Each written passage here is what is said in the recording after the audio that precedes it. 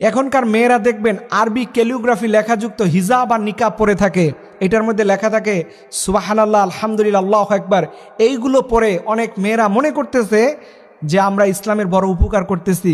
আমি বলি বোন, এই কোরআনের বাক্যগুলো আপনার হিজাব আর নিকাবের মধ্যে লেখার কারণে আপনি গুনাহগার হচ্ছেন। অনেকে বলবেন হুজুর এটা আপনি কি বলতেছেন, আমরা মাথার কাছে এই আরবি লেখাগুলো রাখি, এতে কি গুনাহ হবে?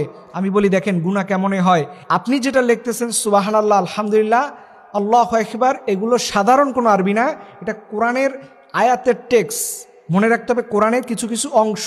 আপনি যদি এমনটা থাকতো আনা ওহিব্বুকা, আমি তোমাকে ভালোবাসি, কাইফা হালুকা, তুমি কেমন আছো, এরকম যদি শব্দ থাকতো, জেনারেল আরবি যেটা যেটা কোরআনের আয়াত না, আরবি ভাষা বোঝার চেষ্টা করবেন। আরবি ভাষা এক জিনিস, কোরআনের আয়াত এক জিনিস। এখন আপনাদের নিকাবের মধ্যে লেখা থাকে সুবহানাল্লাহ, আলহামদুলিল্লাহ, আল্লাহু আকবার, এগুলো প্রত্যেকটাই কোরআনের আয়াতের অংশবিশেষ। এর জন্য এগুলো পড়লে কেন গুনাহ হয় দেখেন, আপনি যখন একটা বোরকা, একটা হিজাব নিকাব ব্যবহার করেন, 2 দিন 3 দিন পরে এটা যখন ওয়াশ করতে চান, এটা যখন ধোয়ার জন্য বাথরুমের মধ্যে নিয়ে যান, বলেন এই আল্লাহর কোরআনটাকে আপনি আপনার পায়ের কাছে রেখে সাবান দিচ্ছেন, ব্রাশ করতেছেন, পরিষ্কার করতেছেন। এটা এক জিনিস।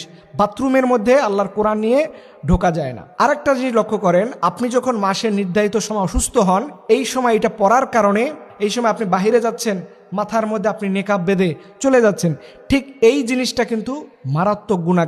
কারণ ফিক স্ট্যান্ডার্ড অনুযায়ী একজন নারী অপবিত্র অবস্থায় সে আরবি কোরআনের টেক্সট বা আরবি লেখাগুলো এগুলো ধরতে পারবে না। সো এই কয়েকটি কারণ আছে, এবং কোরআনের আয়াত সংবলিত কোনো কিছু এটা স্পর্শ করতে পারবে না। এবং আরেকটা জিনিস দেখেন, এই নারী যখন বাজারে গেল অথবা ঢাকা গেল, যে কোনো জায়গায় যখন যায়, সে যখন ওয়াশরুমে যাচ্ছে, পথিমধ্যে এই ওয়াশরুমে যাওয়া অবস্থায় সে কিন্তু ওই আরবি লেখা ক্যালিগ্রাফি লেখাটা নিয়ে তিনি বাথরুমের মধ্যে ঢুকে যাচ্ছেন প্রসাব করার জন্য, অন্যান্য কাজ করার জন্য।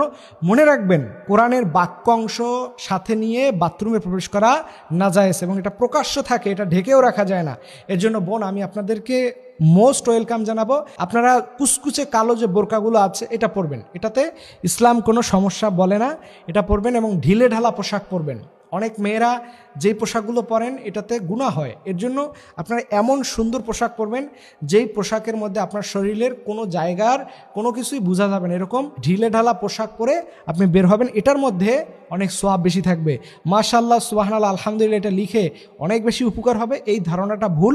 আশা করি আমাদের বোনরা আপনারা বুঝতে পারবেন। রব্বুল আলামিন যেন আমাদের সবাইকে ইসলামের সহি বুঝ অর্জন করা তৌফিক দান করে, সকলে আমিন।